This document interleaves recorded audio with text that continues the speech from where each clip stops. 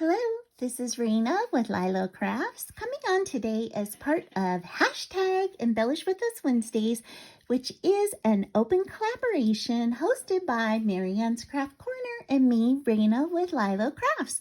And it's where you can share any kind of embellishment that you have been working on. Just use the hashtag Embellish With Us Wednesdays so we can find your video.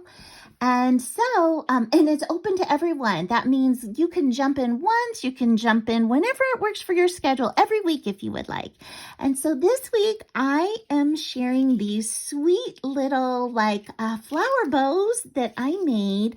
And these were 100% inspired by a die that I found on the KS Craft website. I'll put that here.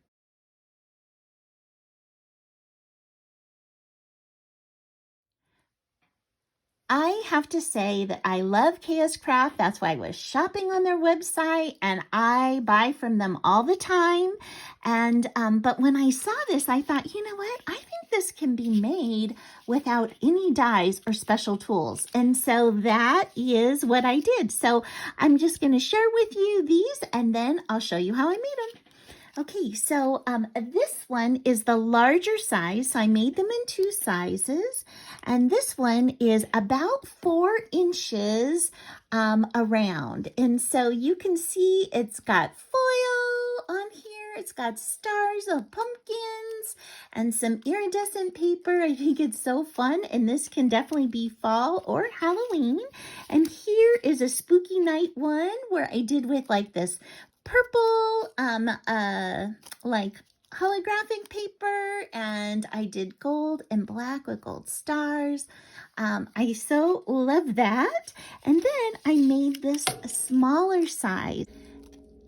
These measure about 3 inches in width. And so I love these sweet little color combinations that I did very similar to the large ones. Okay, so if you'd like to see how to make these, no tools needed, stay tuned and I'll show you how. Okay, so let's go ahead and make one together, and we'll be making this larger size right here. So what you're going to need is 4 strips of paper, 2 that are patterned and 2 that are solid, and they need to be 3/4 of an inch by 3.5 inches, okay, in length.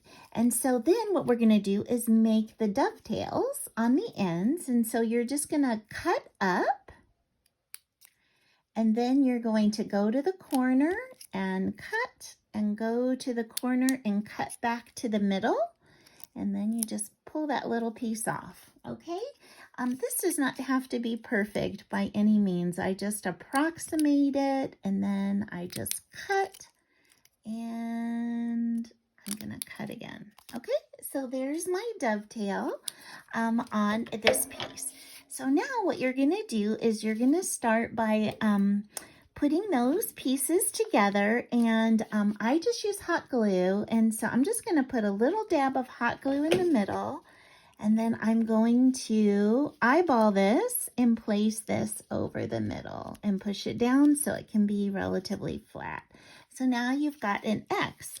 And the next thing you're going to do is you're going to just off stagger and put your pattern paper on. And you can do these in any order that you would like. You don't have to put them in the order that I'm putting them in, but this is how I made mine. So we've got that down. Put another little dab of hot glue, and we've got this one. Okay, so now we've got the base of our little flower. So then the next thing you're going to do is you need 4 strips of paper that are solid and 4 strips that are patterned paper, and these are 3/4 of an inch by 3 inches. Okay, so 3/4 of an inch by 3 inches.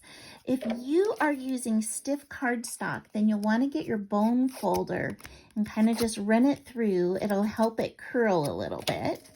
And then I just put a little dab of hot glue across the base like that. I'm going to put the 2 ends together. I'm going to pinch, and then I'm going to kind of fluff by pushing that in. And you're going to do that for all 8 of your pieces.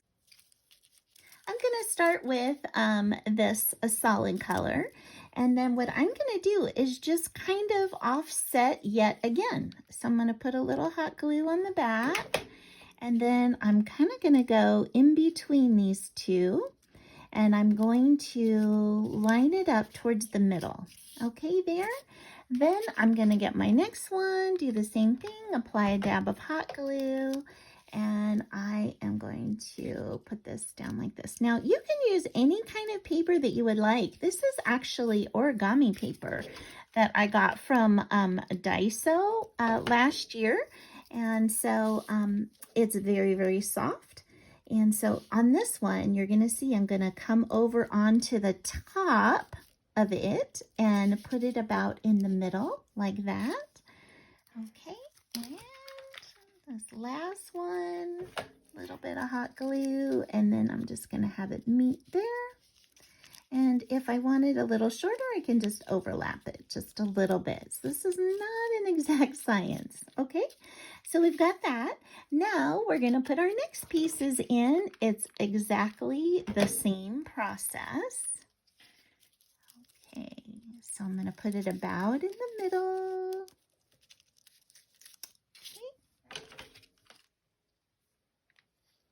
Okay.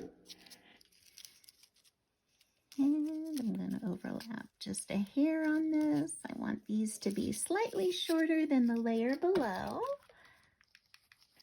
So do you guys have any fun Halloween traditions that you do at your home? I would love to hear about them. So if you want to put those in the comments below.